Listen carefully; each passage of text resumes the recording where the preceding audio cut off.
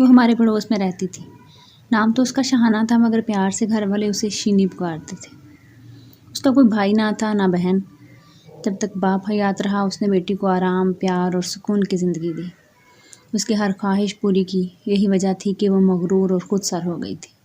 جب باپ کا سایہ سر سے اٹھا تب شینی سیانی ہو چکی تھی۔ وہ اب کسی کو خاطر میں نہ لاتی، ہر بات میں من مانی کرتی۔ اس کو قابو میں رکھنا گھر والوں کے لیے مشکل ہو گیا۔ وہ اب 17 برس کی ہو چکی تھی، اس پہ روپ آنے لگا۔ وہ روز بروز نکھرتی جا رہی تھی، اس کے ساتھ ہی غمزدہ اداس بھی ہو رہی تھی۔ انہی دنوں کھیتوں سے ساگ توڑتے سمے اس کی ملاقات میرو سے ہو گئی۔ دونوں کے دلوں نے ایک دوسرے کے سگنلز وصول کیے اور چاہت کے سگنلز کے ذریعے آنے جانے لگے۔ ان کی ملاقاتیں ہونے لگیں اور پھر گہرے مراسم پیدا ہو گئے۔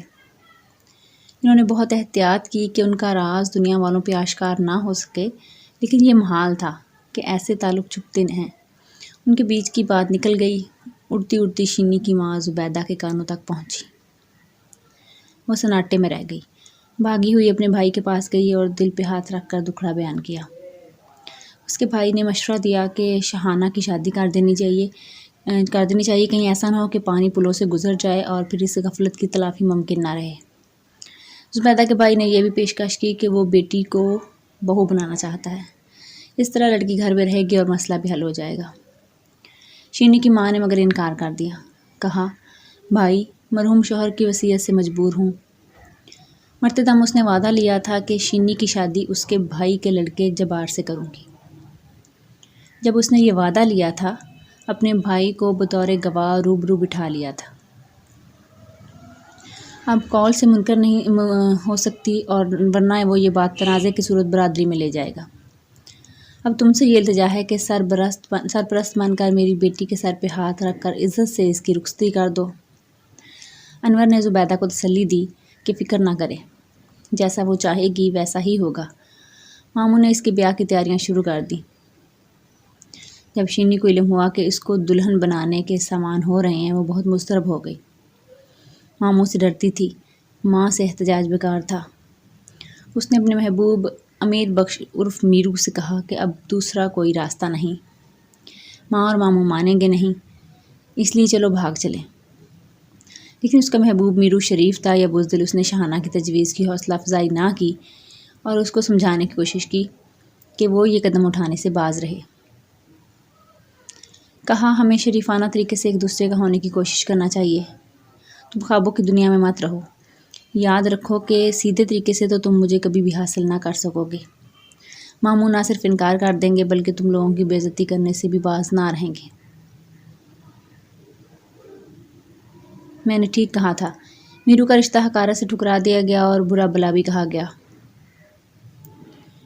وہ شینی سے محبت کرتا تھا، تبھی خاموشی سے ذلت سہ کر ان کے گھر سے نکل گیا۔ اس ناکامی پر ایک بار پھر شینی نے اس کو بھاگنے پر اکسایا۔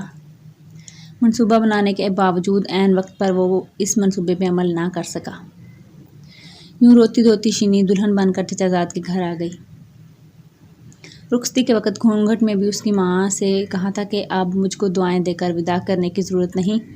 اگر میں میرو کی نہ بنی تو میرا نام شہانہ نہیں، تم مجھے چمارن کہنا۔ تم نے اپنی ضد کو پورا کیا، اب دیکھ لینا تمہاری شہانہ کیا کرے گی۔ تب مجھ سے گلہ بھی مت کرنا، کیونکہ تم نے تو اپنی ضد کو پورا کر لیا ہے۔ اماں خاموشی سے اس نادان کی سنتی رہی۔ شوہر کا پیار مل جائے گا تو ماضی بھلا دے گی، ابھی غصہ ہے اول فول بک رہی ہے۔ کہتے ہیں جہاں دل نہ ملیں وہاں مصلحتیں گرد ہو جاتی ہیں۔ شادی جسموں کا نہیں روحوں کا ملاپ ہے، تبھی دلی خوشیاں نصیب ہوتی ہیں۔ شینی کی روح جبار سے نہ مل سکی۔ وہ اپنے ہی گھر میں اجنبی ہو رہیں۔ شوہر بھلا مانس تھا، مگر اس بیچاری کو اپنی دلہن کے دل میں اٹھنے والے طوفان کا علم نہ تھا۔ وہ اس کو اپنا شریک حیات قبول کر چکا تھا اور چاؤ سے بیاہ کر لایا تھا۔ وہ تو ایک نارمل آدمی کی طرح صبح کام پر جاتا، رات کو تھکا ہرا گھر آتا، کبھی بیوی سے پیار محبت جتلاتا اور کبھی تھکن سے چور پڑ کر سو رہتا۔ مگر شینی کے جسم و جاں میں جو الاؤ دہک رہا تھا، جو رفتہ رفتہ آتش فشاں کے روپ میں ڈھلنے لگا۔ جس قدر وہ خود پہ جبر کرتی، اسی قدر میرو یاد آتا اور اس کی دلی تکلیف بڑھ جاتی۔ وہ ایسی عورتوں میں سے نہ تھی جو قربانی دینا جانتی ہیں، بس غصہ اندر ہی اندر دو چند ہوتا جاتا تھا۔ ہر لمحہ اپنے محبوب کی یاد اس کو بے چین رکھتی تھی۔ جلد ہی وہ اس ذہنی عذاب سے نیم جان ہو گئی۔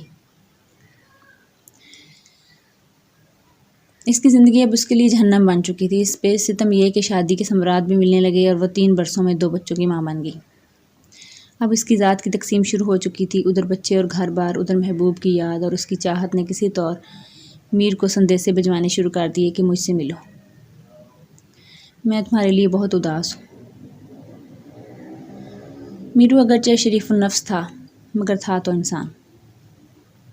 کچھ عرصہ اس نے شینی سے دوری بنائے رکھی، پھر دل سے مجبور ہو گیا، حالانکہ وہ چاہتا نہ تھا کہ شاہانہ کی زندگی میں لوٹ کر جائے، جبکہ اب وہ بیاہتا تھی اور یہ بات اس کے نزدیک معیوب تھی، مگر شینی کو خود پر ذرا بھی قابو نہ رہا۔ وہ لگاتار اسے کسی نہ کسی طور سندیسے بھجواتی رہی، اس کے پیغامات نہ تھمے۔ وہ خدا کا واسطہ دیتی تھی کہ بس ایک بار ملو۔ میرو کب تک دل پر جبر کرتا، جبکہ محبوبہ دل نواز رو رو کر بلاتی ہو، وہ پتھر دل نہ رہ سکا۔ دونوں کی ملاقاتیں شروع ہو گئیں۔ محبت کا خطرناک کھیل پھر سے جاری ہوا کہ جدائی نے جلتی ہوئے تیل کا کام کیا تھا۔ پھر تو یہ آگ ایسی بھڑکی کہ آنکھوں کے آگے دبیز پردے پڑ گئے اور سدھ بدھ ہی جاتی رہی۔ رات نصف شب گزر جاتی تو جبار گہری نیند سو جاتا۔ شینی جان خطرے میں ڈال کر میرو سے ملنے نکل کھڑی ہوتی۔ ایک رات جب وہ کھیتوں کی طرف میرو سے ملنے نکلی تو کتوں نے اسے آ لیا اور بھونک بھونک کر آسمان سر پہ اٹھا لیا۔ تو اس کی خوش قسمتی کہ میرو قریب ہی تھا جس نے اس کو کتوں سے بچایا اور ان کو ڈرا کر بھگا دیا، ورنہ ساری بستی ہی اس رات جاگ کر ان پہ حملہ آور ہو جاتی۔ اب کھیتوں میں ملنے میں خطرہ تھا۔ شینی نے میرو کو مجبور کیا وہ اس کو اس کے گھر میں آ کر ملے۔ یہ تو اور بھی پرخطر راہ تھی، مگر برا ہو عشق کا کہ اس کو لطف ہی پرخطر راہ پر چلنے میں آتا ہے۔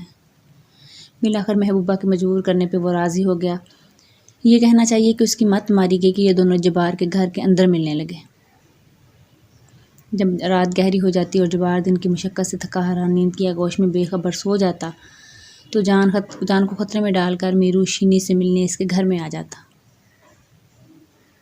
وہ اس کے آنے کے وقت سے ذرا پہلے تو بے قدموں ڈیوڑی میں جا کر کنڈی کھول دیتی تھی۔ وہ رات کے اندھیرے میں اس کے پاس آتا اور پو پھٹنے سے قبل چلا جاتا۔ یہ روز تو نہ ملتے تھے، مہینے میں 3-4 بار میرو کو جان ہتھیلی پہ رکھ کے شینی کی خوشی کی خاطر کانٹوں کے اس باڑ کو پھلانگنا پڑتا تھا، کیونکہ وہ گھر سے باہر اس سے ملنے سے قاصر تھی۔ اس روز شام سے ہی بادل گرے ہوئے تھے۔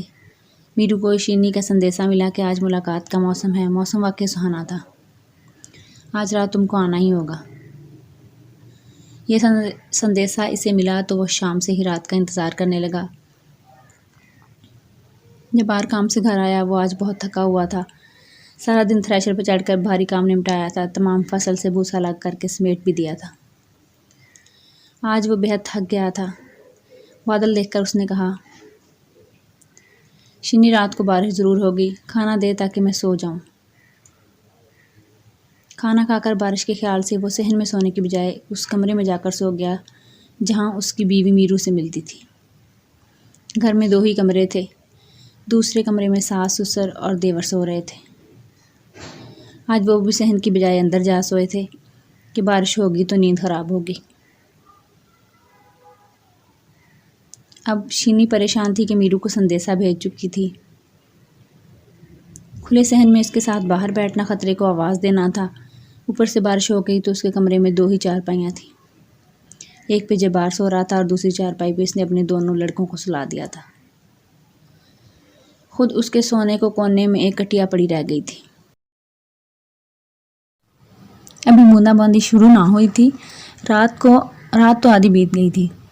اس نے گھڑی دیکھی اور دبے قدموں صحن پار کر کے بیرونی دروازے کی کنڈی کھول کر آ گئی۔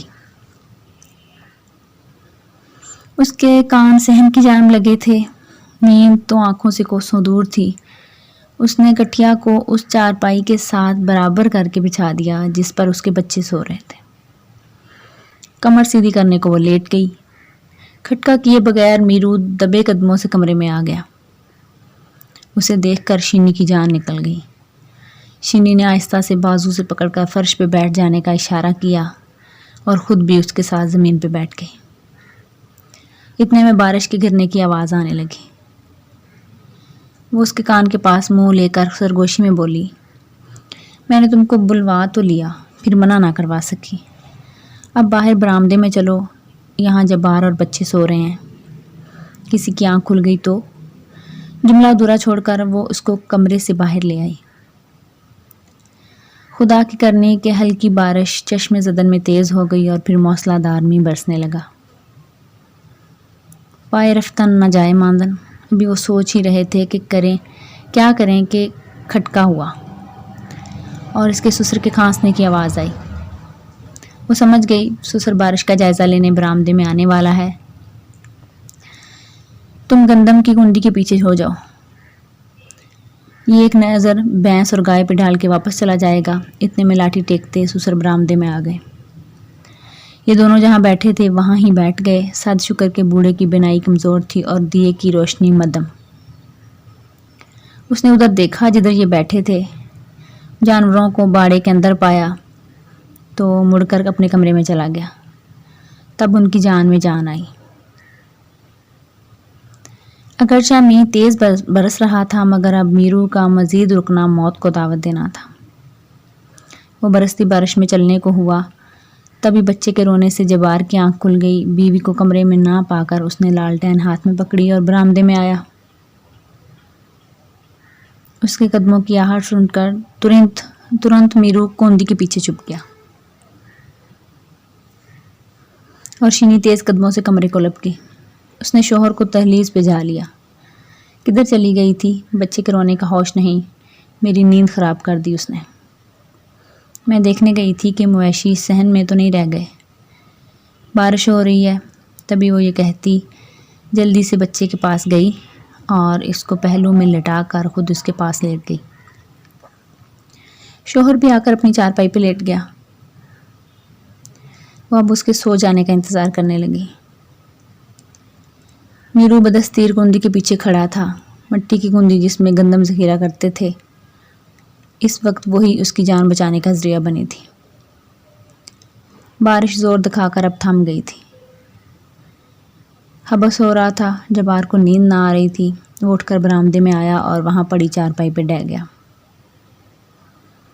چارپائی ایسی جگہ بچھی ہوئی تھی کہ کندی کے پیچھے سے نکل کر دروازے کی طرف جانے کا راستہ بند ہو گیا تھا۔ اب جبار کے سو جانے کا انتظار لازم تھا۔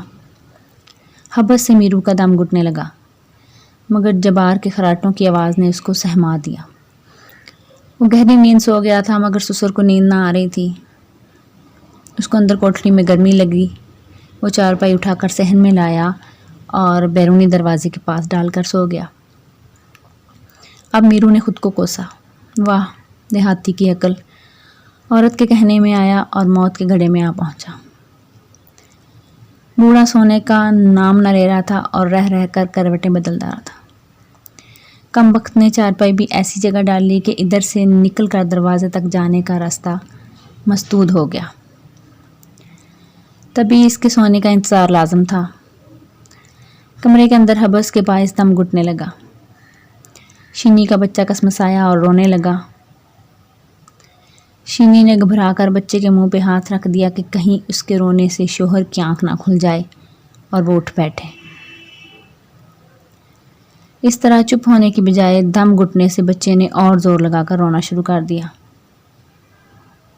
گھبرا کر شینی نے کس کر اس کا جبڑا اپنی مٹھی میں بھینچا کہ اس کی سانس بند ہو گئی اور ساتھ رونے کی آواز بھی۔ بچہ تڑپ کر ٹھنڈا ہو گیا۔ شینی نے اپنا ہاتھ اس کے منہ سے ہٹایا اور اس کے ناک کے پاس ہاتھ لے جا کر سانس دیکھنے لگی۔ ابھی اس کے حواس ٹکانے نہ آئے تھے کہ دوسرے بچے نے پہلو بدلا اور رونا شروع کر دیا۔ اس کی آواز کو خاموش کرنے کو اس عورت نے پھر سے وہی عمل دہرایا۔ چند سیکنڈ میں ہی دوسرا بچہ بھی خاموش ہو گیا۔ جبار اور سسر دونوں سو گئے تو شینی آہستہ آہستہ قدم بھرتی کندی کے پیچھے آئی اور میرو کو بازو سے کھینچ کر کمرے میں لے آئی۔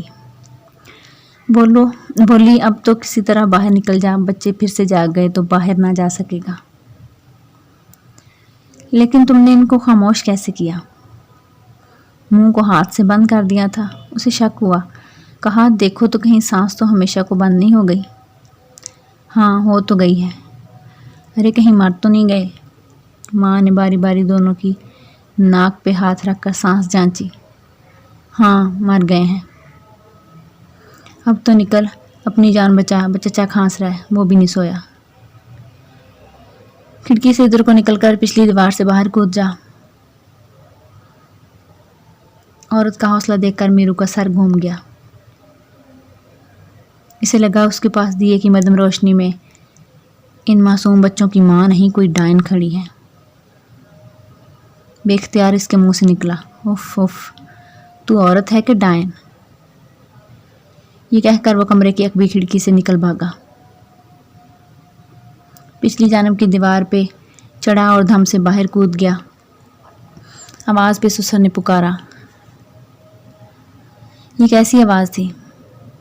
ارے کون کون کرتا وہ اٹھ بیٹھا۔ بھاگنے والا بھاگ گیا اور وہ کون کون کرتا رہ گیا۔